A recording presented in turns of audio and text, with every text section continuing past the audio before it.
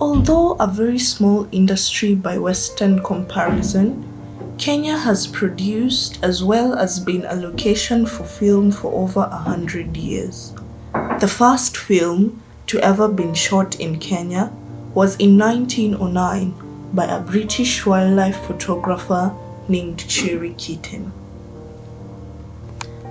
The silent film dubbed Theo in Africa involved the then President of America Theodore Roosevelt when he came on a safari in Kenya. The film was screened the following year in 1910.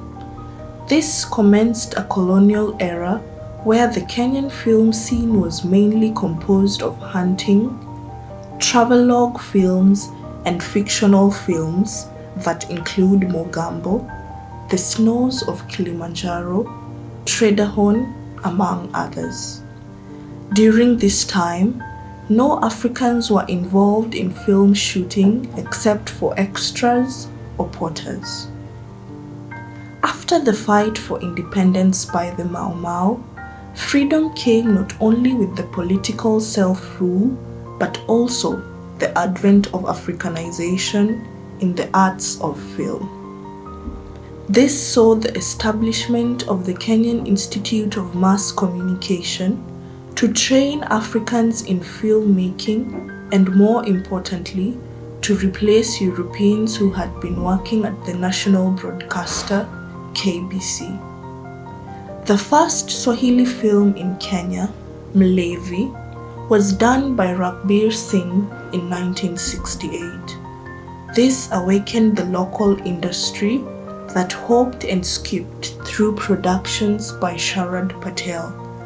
The films produced during this time include Rise and Fall of Idi Amin, produced in 1981, Colamasks of 1986, Saikati of 1992, and the sequel Saikati and Kabani of 1998, produced by Anne Mungai.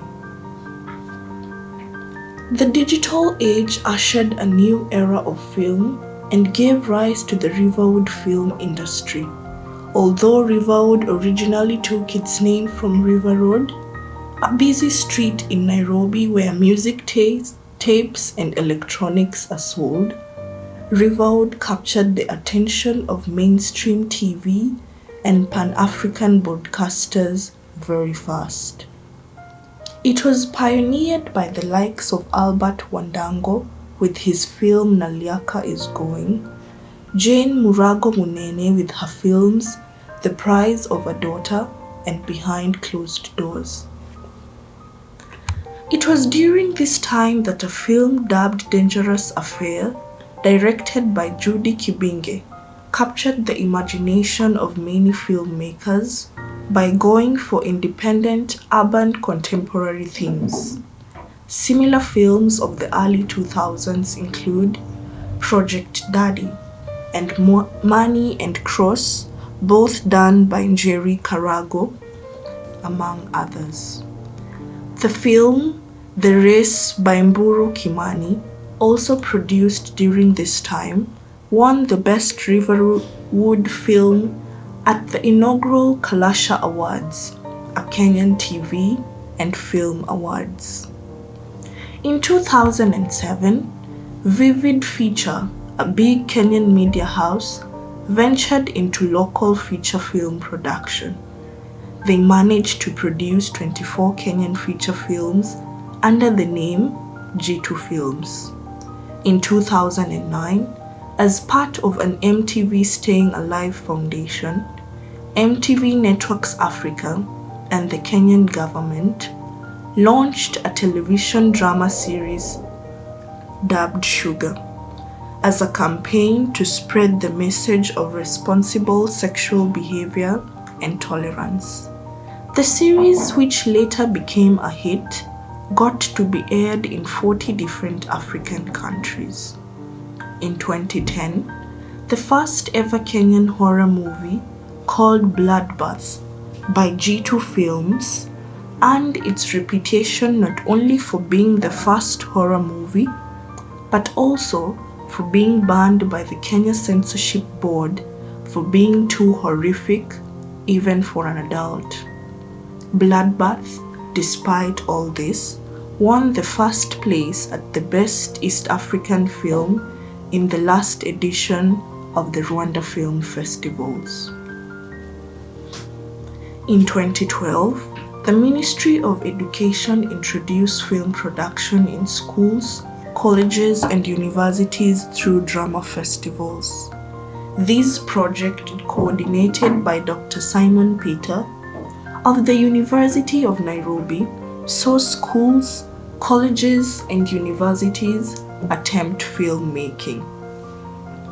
Films produced during that time include Conflicted Confessions by the Kenyan Institute of Mass Communication, Time by Elimu Academy, A Time to Cry by Chogoria Girls, Angel by Kakamega High School, and The Contest by Kenya High School, among many others. That being the first year of the festival, the quality of productions was surprisingly high. However, they have kept declining since, with only a handful maintaining quality productions. In the same year, 2012, the film Nairobi Half-Life was produced. The film captured the themes of poverty, corruption, and violence on the streets of Nairobi, the country's capital. Other recognized films since then were Something Necessary of 2013, House of Lungula of 2014, and Mizizi, also from the same year. In 2018, Wanuri Kahiu, an African Academy Award-winning filmmaker, delved into controversial issues of sexuality in her film Rafiki, where a lesbian couple went through several hardships, including violence, while trying to explore their love.